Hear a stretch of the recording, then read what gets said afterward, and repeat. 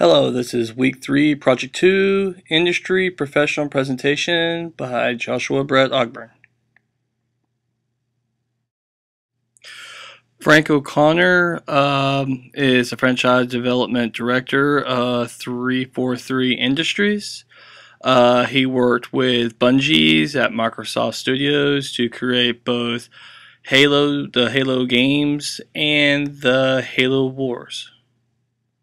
Frank O'Connor, well, the funny thing is he's from Edinburgh, Scotland, where he was born and raised. So one of the major franchises in the world, but mainly in the United States, Halo, well, came from a Scotsman. That makes pretty much sense since they're really good engineers, and most of the artwork he has is very innovative in the ways they can multitask different technologies that we have present and sculpt a new world to be believable in the future, but have just enough believability based upon the technologies that we have today. Halo got its start with the Combat Evolved game, which released in November of 2001, showing the world that it can be a better game through first-person shooting. And it continued the series into Halo 2, which expanded on the multiplayer aspect of the Halo series, which gave birth into Halo 3 that released in September 2007, which helped immerse people further into the actual story basis of why, which gave into ODST an expansion to Halo 3 to explain the events behind the invasion of Earth, which goes into Halo Wars, showing the original origins, that continued on adding further depth to the story itself, which finally brings us to Halo Reach, which showed us how the original Human Covenant War began. Growing up, Frankie was obsessed with playing games, pretty much from what I read from his background of Pong and Intellivision, Sinclair Spectrum, Atari 800, the Commodore 64, and so on. Well, it's really good for that because most of the older game players, like I remember when I used to play the original Nintendo NS, or NES, because when it first came out, it was like, oh well, this is the newest and best. We have these cartridges now, just like the original Atari system from the 1970s. Well, it's really cool because you get to see just enough of your imagination, and the building blocks are there, and that's what I love about the older generation that's actually put their hands into their work based upon what they envisioned, what they saw at a younger childhood. So that way they can see all these new ideas and try to promote those ideas that was in their head. Sad to say that most of the world today, a lot of people are not very imaginative about new scopes of things because everything's just shown to them already. There's no audience feedback where the audience is like, oh, this is how it happens, and try to fill in the blanks. It's all automatically shown, so it kind of drives it back, which, as I like O'Connor's way of telling the story, because it shows you just enough of what in the world's going on, and you can fill in all the blanks, also get motivated behind the story because it's so close to home, such as the playing the hero in the whole series, such as the human race when it went against the Covenant forces, or humans versus alien, us versus them, but at the same time it's not us automatically being weaker, but actually fighting for our right to live. I like that story because pretty much it's something that we can all get behind and go, this is a common goal for all of us.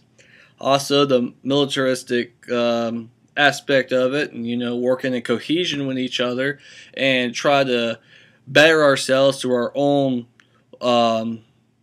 diplomacy and technology, but ascertain through our own individuality, how we can actually be a part of something greater.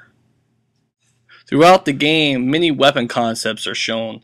Both human and Covenant weapons showed a more futuristic yet sleek design based upon modern weapons that are used today. Conventional warfare is a major use in human weaponry, while the Covenant forces use energy-based weapons, which was a great concept showing that there can be the best of both worlds, such as the humans are more mechanically oriented while the alien species, the Covenant, that is a multi cultured basis, shows that energy weapons were more preferred.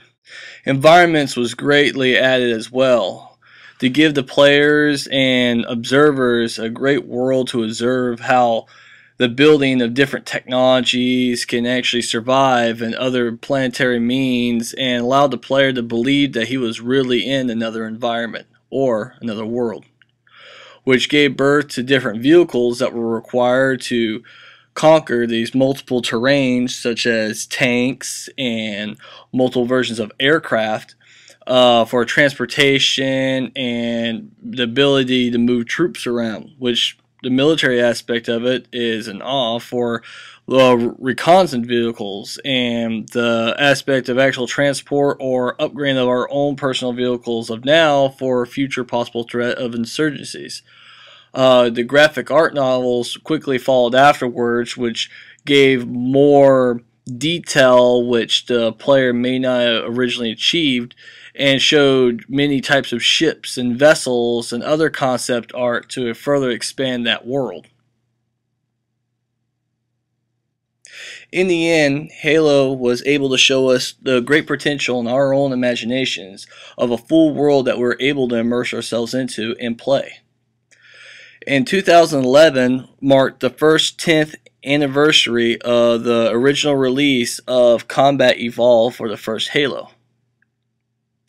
New Horizons showed that the continued franchise will show that new games will be possibly made, such as Halo 4.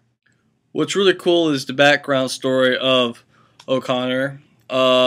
He pretty much went through the whole parlay of saying, hey, I'm going to play video games and I'm going to try to give my feedback. And, you know, some people listened, some people didn't. But he still worked on it. He still tried to go toward his goal and try to make something more conventional for everyone to play. Something that can aspect to all, such as the story readers, story writers, the whole background of the first-person shooter genre, where every single battle you play is different, rather than playing the same game and having that same feel over and over and over and over. Well, it's good to know that there's people out there that actually try to expand upon what's already there. It's not all about making the next buck or trying to sell a really good story. It's about telling a good story. It's about making people feel like they actually accomplished something by participating in that event. So in the end, I decided to use Frank O'Connor for representation of the professional presenter for this project, because, well, that's the whole reason I got really interested in Full Sail and the design work for game art and further movie productions, such as the CG cutscenes. So this has been Joshua Brad Ogburn. The references are below this video. I use Google, obviously, and Google Images.